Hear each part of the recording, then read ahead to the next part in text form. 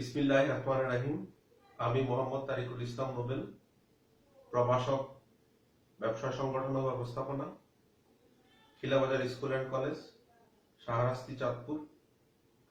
আজকে এই অনলাইন ক্লাসে সকল ছাত্রছাত্রীদেরকে জানাই সুস্বাগতম, অভিনন্দন এবং শুভেচ্ছা, এবং সকলের প্রতি আমার আন্তরিক সালাম। আসসালামু আলাইকুম। আশা করি ছাত্রছাত্রীরা তোমরা সকলেই ভালো আছো। তোমরা অবগত আছো যে বর্তমান সময়ে সারা বিশ্বব্যাপী কোভিড-19 করোনা ভাইরাস আতঙ্ক চলছে। আমাদের দেশেও ঠিক একই পরিস্থিতি বিরাজ করছে। আমাদের দেশের পরিস্থিতি দিন দিন অবনতি হচ্ছে। সঙ্গত কারণেই আমাদের মধ্যে উদ্বেগ, উৎকণ্ঠা কাজ করছে। যেহেতু এই ভাইরাসের এখনো কোনো ঔষধ বা ভ্যাকসিন আবিষ্কার হয়নি, সেহেতু আমাদেরকে এক্ষেত্রে অনেক বেশি সতর্কতা অবলম্বন করতে হবে। আমাদের জন্য যে স্বাস্থ্য বিধিগুলো নির্ধারণ করে দেওয়া হয়েছে, অবশ্যই সেগুলো পালন করতে হবে, মানতে হবে। আমরা যদি স্বাস্থ্য বিধিগুলো সঠিকভাবে মেনে চলি, তাহলেই হয়তো করোনা ভাইরাসের ঝুঁকিকে অনেকাংশেই আমরা কমিয়ে আনতে সক্ষম হব। ছাত্রছাত্রীরা তোমরা আরো অবগত আছো যে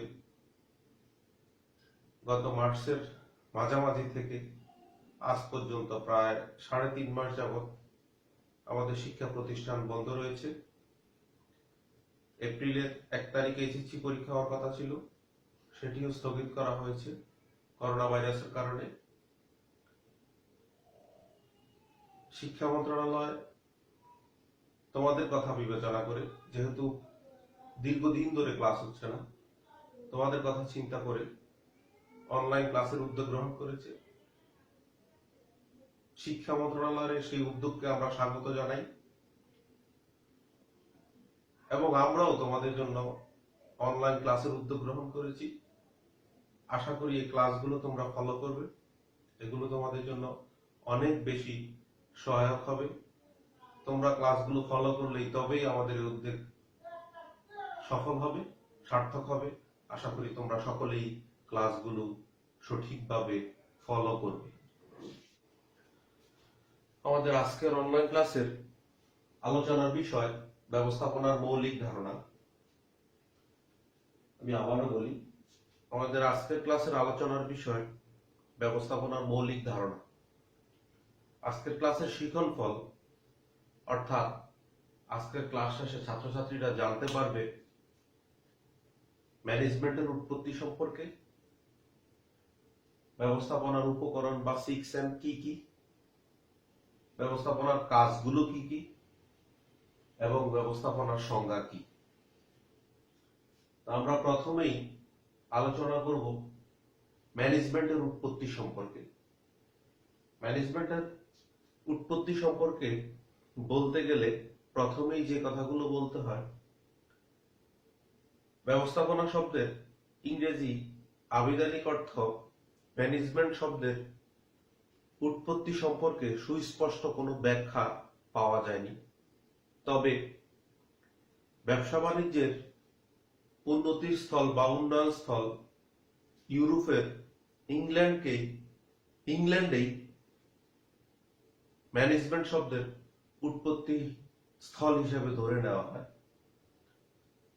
এই ম্যানেজমেন্ট শব্দটি ঠিক কোন শব্দ থেকে উৎপত্তি লাভ করেছে সেটি নিয়ে ব্যবস্থাপনাবিদদের মধ্যে কিছুটা মত পার্থক্য ছিল। ব্যবস্থাপনাবিদদের মধ্যে কেউ কেউ মনে করত যে ম্যানেজমেন্ট শব্দটা ইতালীয় বা ল্যাটিন শব্দ ম্যানেজিয়ার থেকে উৎপত্তি লাভ করেছে। আবার ব্যবস্থাপনাবিদদের মধ্যে কেউ কেউ মনে করত ম্যানেজমেন্ট শব্দটা ফরাসি শব্দ ম্যানেজ এবং ম্যানেজার থেকে উৎপত্তি লাভ করেছে। যদিও প্রথম দিকে মত পার্থক্য ছিল, শেষের দিকে এসে বেশিরভাগ ব্যবস্থাপনাবিদ মত দিয়েছেন যে ম্যানেজমেন্ট শব্দটা ইতালীয় বা ল্যাটিন শব্দ থেকে উৎপত্তি লাভ করেছে। সুতরাং ছাত্রছাত্রীরা তোমরা এই বিষয়টি ভালোভাবে খেয়াল করবে, কেননা এটি প্রায় প্রত্যেক বছরই পরীক্ষাতে এমসিকিউতে বিশেষ করে আসে যে ম্যানেজমেন্ট শব্দটি কোন শব্দ থেকে উৎপত্তি লাভ করেছে। তাইলে ম্যানেজমেন্ট শব্দটা ইতালীয় বা ল্যাটিন শব্দ ম্যানেজিয়ার থেকে উৎপত্তি লাভ করেছে, এটি আমাদেরকে মনে রাখতে হবে। এবার আসো ম্যানেজমেন্ট শব্দটিকে আমরা একটু অ্যানালাইসিস করি, একটু বিশ্লেষণ করি। ম্যানেজমেন্ট শব্দটিকে তিনটি ভাগে ভাগ করা হয়েছে। তিনটি ভাগের মধ্যে প্রথম ভাগটি হলো ম্যানেজ। ম্যানেজ শব্দের অর্থ হলো চালনা করা বা পরিচালনা করা। দ্বিতীয় অংশটি হচ্ছে ম্যান মানে মানুষ। তৃতীয় অংশটি হচ্ছে টি, টি মানে ট্যাক্টফুলি। সবটাকে যদি আমরা একত্রিত করি, ম্যানেজমেন্ট শব্দের অর্থ দাঁড়ায় মানুষকে সুকৌশলে পরিচালনা করা। তো আমরা এখান থেকেই আমরা ব্যবস্থাপনার সংজ্ঞাটা বের করব, সাধারণ অর্থের সংজ্ঞাটা বের করব। সেজন্য একটু উদাহরণ দেওয়ার চেষ্টা করি, তোমাদেরকে একটু খেয়াল করো। তোমরা একটু খেয়াল করে দেখবা যে আমাদের পরিবারে একজন কিন্তু প্রধান থাকে। এরপর আরেকটু বড় পরিসর যদি আমরা চিন্তা করি, আমাদের স্কুলও একজন প্রধান থাকে। এরপর আরেকটু বড় পরিসরে যদি আমরা চিন্তা করি কলেজ, আরো বড় পরিসরে ইউনিভার্সিটি, আরো বড় পরিসরে যদি আমরা চিন্তা করি আমাদের দেশের সরকার। তাইলে দেখো ছোট পরিসরে আমাদের পরিবার, বড় পরিসরে আমাদের দেশের সরকার। এই পরিবার থেকে শুরু করে সরকার পর্যন্ত প্রত্যেকটা প্রতিষ্ঠানে একজন প্রধান থাকে এবং প্রত্যেকটা প্রতিষ্ঠানেরই একটা নির্দিষ্ট লক্ষ্য থাকে এবং সেই লক্ষ্য অর্জনের জন্য প্রধানরা কাজ করে। পরিবারের প্রধানকে আমরা বলি বাবা, স্কুলের প্রধানকে বলি প্রধান শিক্ষক, কলেজের প্রধানকে বলি আমরা অধ্যক্ষ, ইউনিভার্সিটির প্রধানকে বলি আমরা ভিসি বা ভাইস চ্যান্সেলর, সরকারের প্রধানকে বলি আমরা প্রধানমন্ত্রী। যে অবস্থানেই থাকুক, যাকে আমরা যেভাবেই ডাকি না কেন, প্রত্যেকেই কিন্তু এক একজন ব্যবস্থাপক, প্রত্যেকেই কিন্তু তার প্রতিষ্ঠানের নির্দিষ্ট লক্ষ্য অর্জনের জন্য কাজ করে। একটু খেয়াল করে দেখবা, স্কুলে গেলে প্রধান শিক্ষক কিন্তু বড় একটা চেয়ার টেবিল নিয়ে বসে থাকে। কলেজে গেলেও প্রধান যিনি আছে অধ্যক্ষ, তিনিও বড় একটি টেবিল চেয়ার নিয়ে বসে থাকে। ইউনিভার্সিটিতে গেলেও একই অবস্থা, যিনি ভাইস চ্যান্সেলর তিনি বড় চেয়ার টেবিল নিয়ে বসে থাকে। সরকারের প্রধান যিনি আছেন প্রধানমন্ত্রী, তিনিও একই কাজটা করেন। একটু খেয়াল করবা তোমরা, এই প্রধানরা আবার আমাদের পাশে ব্যাংক আছে, ব্যাংকের যে ম্যানেজার আছে, খেয়াল করবা এই ম্যানেজাররা বা প্রধানরা কি করে, বড় টেবিল চেয়ার নিয়ে বসে থাকে। তাদের খুব একটা কাজ থাকে না, খুব একটা কাজ করে না, করলেও সামান্য। কিন্তু তারা যেটা করে সবচাইতে বেশি অন্যদের দ্বারা কাজ করায়, অন্যদেরকে দিয়ে কাজ করা বা অন্যদের কাছ থেকে কাজটা আদায় করে, তাদেরকে তত্ত্বাবধান করে, তাদেরকে মনিটরিং করে। তো আমরা যদি এই বিষয়টা একটু চিন্তা করি, পরিবার থেকে শুরু করে রাষ্ট্র পর্যন্ত যে প্রধানরা যে কাজটা করে সেই কাজটা এবং আমাদের এই ম্যানেজমেন্ট শব্দটাকে যদি আমরা বিশ্লেষণ করি, তাহলে আমরা কিন্তু ম্যানেজমেন্টের অর্থাৎ ব্যবস্থাপনার সাধারণ অর্থের সংজ্ঞাটা কিন্তু আমরা খুঁজে পাই। দেখো একটু খেয়াল করে যে প্রাতিষ্ঠানিক লক্ষ্য অর্জনের জন্য প্রাতিষ্ঠানিক লক্ষ্য আমরা বলবো, যেমন আমাদের পরিবারটাও কিন্তু একটা প্রতিষ্ঠান। এখানে কিন্তু দুইয়ের অধিক লোক, এখানে আমাদের বাবা মা ভাই বোন আমরা আছি। আমাদের স্কুলটা একটা প্রতিষ্ঠান, আমাদের কলেজটা একটা প্রতিষ্ঠান, আমাদের বিশ্ববিদ্যালয়টা একটা প্রতিষ্ঠান, তেমনি আমাদের সরকারের যে সরকার সেটাও একটা প্রতিষ্ঠান। প্রাতিষ্ঠানিক লক্ষ্য অর্জনের জন্য অন্যের মাধ্যমে কাজ করিয়ে নেওয়ার কৌশলকে ব্যবস্থাপনা বলে। তাইলে তোমরা এটা নোট করো যে ব্যবস্থাপনার সাধারণ অর্থের সংজ্ঞা হচ্ছে প্রাতিষ্ঠানিক লক্ষ্য অর্জনের জন্য অন্যের মাধ্যমে কাজ করিয়ে নেওয়ার কৌশলকে ব্যবস্থাপনা বলে। অর্থাৎ যিনি ব্যবস্থাপক তিনি তার প্রতিষ্ঠানের লক্ষ্য অর্জনের জন্য অন্যের মাধ্যমে, অর্থাৎ তার প্রতিষ্ঠানে যারা আছে, যে মানুষগুলো আছে, যে জনশক্তিগুলো আছে, যে উপকরণগুলো আছে, সেগুলোকে সঠিক ব্যবহার করে সঠিকভাবে কাজে লাগিয়ে তিনি তার প্রাতিষ্ঠানিক লক্ষ্য অর্জনের জন্য কাজ করে। আর সেটাই হচ্ছে ব্যবস্থাপনা। সংজ্ঞাটা কি? সংজ্ঞাটা যদি আমরা বলি যে প্রাতিষ্ঠানিক লক্ষ্য অর্জনের জন্য অন্যের মাধ্যমে কাজ করিয়ে নেওয়ার কৌশলকে ব্যবস্থাপনা বলে। ব্যবস্থাপনার ব্যাপক অর্থের সংজ্ঞাটা আমরা ঠিক এখনই আলোচনা করব না, একটু পরে আলোচনা করব। তার আগে যদি আমরা ব্যবস্থাপনার 6M এবং ব্যবস্থাপনার কাজগুলো আলোচনা করে নিই, তাহলে আমরা ওখান থেকে ব্যবস্থাপনার ব্যাপক অর্থের সংজ্ঞাটা খুব সহজেই বের করতে পারবো। সেই জন্য আমরা ব্যাপক অর্থের সংজ্ঞাটা একটু পরে আলোচনা করব।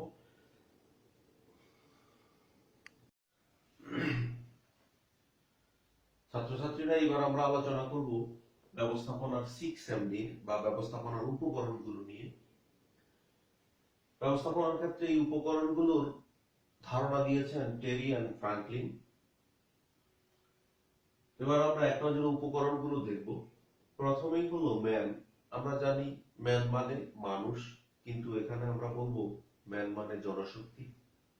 এরপরে হলো মেশিন। মেশিন মানে যন্ত্রপাতি। ম্যাটেরিয়ালস। ম্যাটেরিয়ালস মানে উপকরণ। মানি। মানি মানে অর্থ। মার্কেট। মার্কেট মানে বাজার। মেথড। মেথড মানে পদ্ধতি। দেখো, প্রত্যেকটা উপকরণের ইংরেজি নামের প্রথম লেটার বা বর্ণটা হচ্ছে এম, সেজন্য সংক্ষেপে এগুলোকে 6M নামে অভিহিত করা হয়। এই 6M কে বা ব্যবস্থাপনার উপকরণগুলোকে দুটি ভাগে ভাগ করা হয়, এক মানবীয়, দুই অমানবীয়। এই 6টা উপাদানের মধ্যে শুধুমাত্র একটি উপাদানই হচ্ছে মানবীয়, সেটি হচ্ছে ম্যান বা জনশক্তি। এই ম্যান বা জনশক্তি বাদে বাকি 5টি উপাদানই হচ্ছে অমানবীয়। তাহলে ব্যবস্থাপনার উপকরণকে দুটি ভাগে ভাগ করা হয়েছে, এক মানবীয়, দুই অমানবীয়। শুধুমাত্র ম্যান বা জনশক্তি হচ্ছে মানবীয় উপাদান। এই ম্যান বা জনশক্তি বাদে বাকি 5টি উপাদানই হচ্ছে অমানবীয়। এবার আমরা প্রথম থেকে আবার একটু দেখব কোন বিষয়গুলো তোমাদের জন্য সবচাইতে বেশি গুরুত্বপূর্ণ। বিভিন্ন পরীক্ষায় যে প্রশ্নগুলো থাকে, বিশেষ করে এমসিকিউতে প্রশ্ন থাকে যে ব্যবস্থাপনার ক্ষেত্রে 6M ধারণার প্রবর্তন কে করেন? টেরি অ্যান্ড ফ্রাঙ্কলিন। প্রশ্ন থাকে যে 6M দিয়ে মূলত ব্যবস্থাপনার কি বোঝানো হয়েছে? সেটি হলো ব্যবস্থাপনার উপকরণকে বোঝানো হয়েছে। প্রশ্ন থাকতে পারে নিচের কোনটি 6M বহির্ভূত উপাদান? অর্থাৎ এক্ষেত্রে 6M 6টা এমই আমাদের মুখস্থ থাকতে হবে, অর্থাৎ 6টা উপকরণই মুখস্থ থাকতে হবে। তাহলে আমরা খুব সহজেই আইডেন্টিফাই করতে পারবো যে কোনটা 6M বহির্ভূত। আমাদের কাছে প্রশ্ন থাকবে যে ব্যবস্থাপনার উপকরণকে কয়টি ভাগে ভাগ করা হয়? দুটি ভাগে। আরো প্রশ্ন থাকবে যে নিচের কোনটি মানবীয় উপাদান এবং নিচের কোনটি অমানবীয় উপাদান। সেক্ষেত্রে আমরা জানি যে মানবীয় উপাদান শুধুমাত্র একটি, সেটি হচ্ছে জনশক্তি। আর এই জনশক্তি বাদে বাকি সকল উপাদানগুলো, অর্থাৎ বাকি 5টি উপাদানই হচ্ছে অমানবীয়। তো ছাত্রছাত্রীরা, আমরা শিখলাম 6M সম্পর্কে বা ব্যবস্থাপনার উপকরণ সম্পর্কে।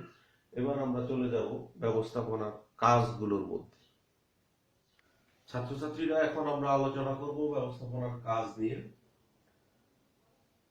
ব্যবস্থাপনার উন্নয়নের ইতিহাসে বিভিন্ন ধরনের ব্যবস্থাপনাবিদ বিভিন্ন ধরনের কাজের কথা বলেছেন। তার মধ্যে সবচাইতে উল্লেখযোগ্য, গ্রহণযোগ্য এবং সর্বজন স্বীকৃত যে কাজগুলো, সেই কাজগুলো হলো পরিকল্পনা, সংগঠন, কর্মী সংস্থান, নির্দেশনা, প্রেষণা, সমন্বয় এবং নিয়ন্ত্রণ। তোমাদেরকে আমি আগেও বলেছি যে আমাদের চারপাশে অনেক প্রতিষ্ঠান রয়েছে। এই প্রতিষ্ঠানগুলো হলো আমাদের পরিবার, স্কুল, কলেজ, মাদ্রাসা, বিশ্ববিদ্যালয় এবং আমাদের দেশের সরকার। সবগুলোই কিন্তু প্রতিষ্ঠান এবং প্রত্যেকটা প্রতিষ্ঠানেই কিন্তু এক একজন প্রধান আছেন। আলটিমেটলি এই প্রধানরাই হচ্ছে ওই প্রতিষ্ঠানের ব্যবস্থাপক। তো তারা কিন্তু তাদের প্রতিষ্ঠানের জন্য সর্বপ্রথম, ব্যবস্থাপকরা তাদের প্রতিষ্ঠানের জন্য সর্বপ্রথম যে কাজটি করে সেটি হলো পরিকল্পনা প্রণয়ন করে। অর্থাৎ আমরা যদি একটু উদাহরণ দিয়ে বলি, যেমন আমাদের পরিবারের যিনি প্রধান আছেন, অর্থাৎ আমাদের বাবা, তিনি আমাদের প্রতিষ্ঠানের জন্য, পরিবারের জন্য কি করে? পরিকল্পনা প্রণয়ন করে। অর্থাৎ আগামী 6 মাস পর, 1 বছর পর আমাদের পরিবারটাকে তিনি কোথায় দেখতে চান, আমাদের পরিবারের সম্ভাব্য যে আয়ের খাতগুলো আছে সেগুলো কোনগুলো, কি পরিমাণ আয় হতে পারে, আগামী 6 মাসে আমাদের কোথায় কোথায় কি পরিমাণ খরচ হতে পারে, তিনি কিন্তু সেগুলো পূর্ব থেকেই আহ, ঠিক করে রাখেন। তারপর আমাদের প্রতিষ্ঠান প্রধান যিনি অধ্যক্ষ আছেন, তিনিও আমাদের প্রতিষ্ঠানটাকে আগামী 6 মাস পর, 1 বছর পর, 5 বছর পর কোথায় দেখতে চান, এই প্রতিষ্ঠানের যে আয় হবে, সম্ভাব্য আয়ের উৎসগুলো কি কি, এবং কি পরিমাণ আয় হবে, এবং কি পরিমাণ কোন কোন খাতে ব্যয় হবে, তিনি কিন্তু সেগুলো পূর্ব থেকে ঠিক করে রাখেন। তেমনি সরকার প্রধান যিনি আছেন, প্রধানমন্ত্রী, তিনিও কিন্তু পরিকল্পনা করেন, ঠিক করেন যে আগামী 5 বছর পরে তিনি রাষ্ট্রটাকে কোথায় নিতে চান, কিভাবে পরিচালনা করবেন, সম্ভাব্য আয়ের খাতগুলো কি, ব্যয়ের খাতগুলো কি, তিনি কিন্তু সেগুলো আগে থেকেই ঠিক করে রাখেন। অর্থাৎ ব্যবস্থাপকের প্রথম কাজ হচ্ছে পরিকল্পনা প্রণয়ন করা। তারপরে প্রতিষ্ঠানের যিনি ব্যবস্থাপক আছেন, তিনি দ্বিতীয়ত যে কাজটি করেন সেটা হচ্ছে সংগঠন, অর্থাৎ তার প্রতিষ্ঠানের যে উপায় উপকরণগুলো আছে তিনি সেগুলোকে সংগঠিত করেন। অর্থাৎ প্রতিষ্ঠানে নিয়োজিত প্রত্যেকটা ব্যক্তি কে কোথায় কাজ করবে, কে কার অধীনে কাজ করবে, কে কার ঊর্ধ্বতন হবে, কে কার অধস্তন হবে, এগুলো কিন্তু ঠিক করেন। এই কাজটাকে বলে সংগঠিতকরণ।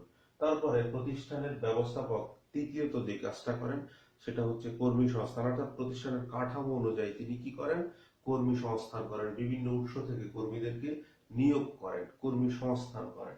তারপরে চতুর্থত তিনি যে কাজটা করেন, তার প্রতিষ্ঠানের তার অধস্তন যে ব্যক্তিগুলো আছে সবাইকে তিনি নির্দেশনা প্রদান করেন। তারপরে প্রতিষ্ঠানের প্রতিষ্ঠানের যে কাজটি, পঞ্চম যে কাজটি, সেটি হচ্ছে প্রেষণা। তিনি তার প্রতিষ্ঠানের কর্মীদেরকে প্রেষিত করেন। তারপরে ষষ্ঠ যে কাজটি আছে, প্রতিষ্ঠানে নিয়োজিত প্রত্যেকটা ব্যক্তি, বিভাগ এবং উপবিভাগের মধ্যে তিনি সমন্বয় সাধন করেন। এবং সবশেষে যে কাজটি সেটি হচ্ছে তিনি নিয়ন্ত্রণ করেন, অর্থাৎ প্রথমে যে পরিকল্পনাটা প্রণয়ন করেছেন, বছর শেষে তিনি কতটা সফল হলেন, কতটা ব্যর্থ হলেন, সেটা নিয়ন্ত্রণের মাধ্যমে প্রকাশ পায়।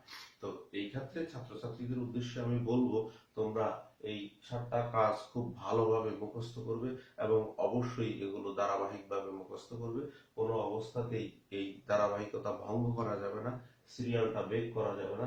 কেননা পরিকল্পনা পরেই সংগঠন, সংগঠনের পরেই কর্মী সংস্থান, কর্মী সংস্থানের পরেই নির্দেশনা, এরপরে প্রেষণা, এরপরে সমন্বয়, এরপরে নিয়ন্ত্রণ। কোনো অবস্থাতেই একটাকে বাদ দিয়ে আর একটা করা যাবে না, বা লেখা যাবে না, বা পড়া যাবে না।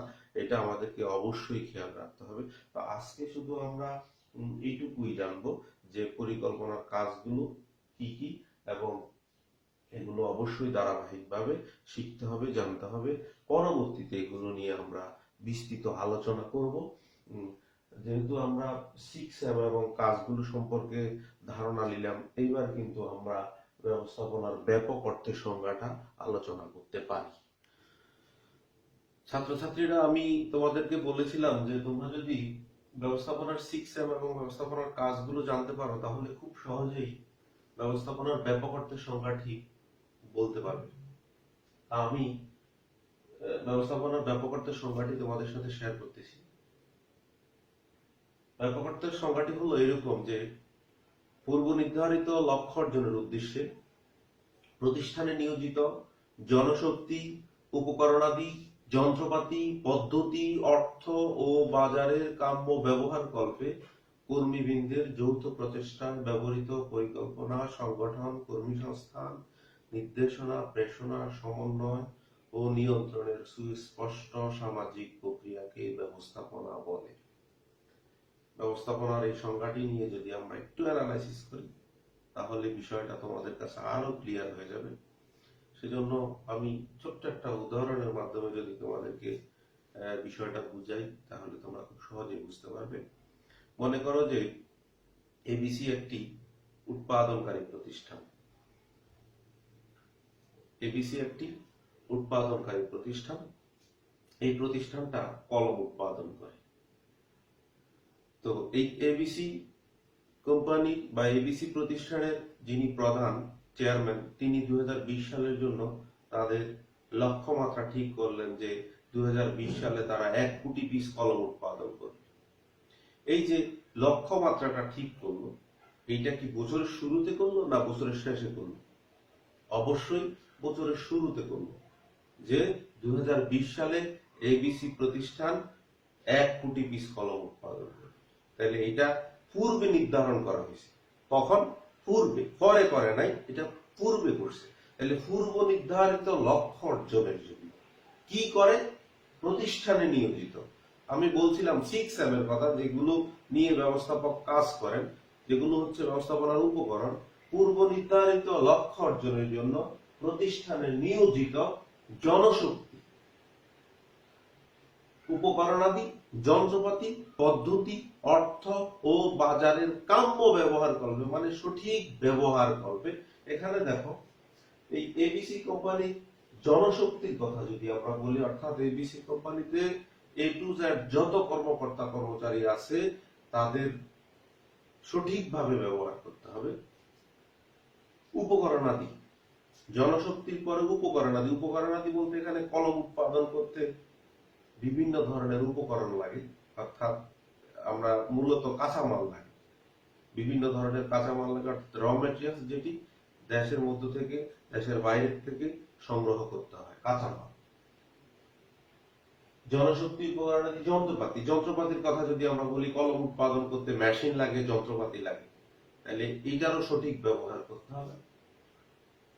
পদ্ধতি, এই কলমটা কোন পদ্ধতিতে উৎপাদন করা হবে, কোন পদ্ধতিতে উৎপাদন করলে সেটা বাজারে সেটার চাহিদা সবচেয়ে বেশি হবে, সেইটাও ব্যবস্থাপনা কর্তৃপক্ষকে ঠিক করতে হবে, চিন্তা করতে হবে। অর্থ, এই কলম উৎপাদন করতে প্রচুর পরিমাণে কাঁচামাল ক্রয় করতে হবে, কাঁচামাল ক্রয় করার জন্য অর্থ লাগবে, এবং প্রতিষ্ঠানের কর্মকর্তা কর্মচারীদের বেতন দেওয়ার জন্য এবং আনুষঙ্গিক আরো ব্যয় নির্বাহের জন্য আমাদের অর্থ লাগবে। তাহলে অর্থেরও সঠিক ব্যবহার করতে হবে। এরপর হলো বাজার, এই কলমটা উৎপাদন করার পর কোথায় বিক্রি করা হবে, কোন বাজারে এটি সবচাইতে বেশি চাহিদা, সেটাও ব্যবস্থাপনা কর্তৃপক্ষকে ঠিক করতে হবে। তাহলে দেখো, পূর্ব নির্ধারিত লক্ষ্য অর্জনের জন্য প্রতিষ্ঠানে নিয়োজিত জনশক্তি, উপকরণাদি, যন্ত্রপাতি, পদ্ধতি, অর্থ ও বাজারের কাম্য ব্যবহার করবে, অর্থাৎ এগুলো সঠিক ব্যবহার করবে কর্মীবৃন্দের যৌথ প্রচেষ্টা, অর্থাৎ প্রতিষ্ঠানের যে উচ্চ স্তরের ব্যবস্থাপনা কর্তৃপক্ষ আছে তাদের পরিকল্পনা, সংগঠন, কর্মী সংস্থান, নির্দেশনা, পেশনা, সমন্বয় ও নিয়ন্ত্রণের সুস্পষ্ট সামাজিক প্রক্রিয়াকে ব্যবস্থাপনা বলে।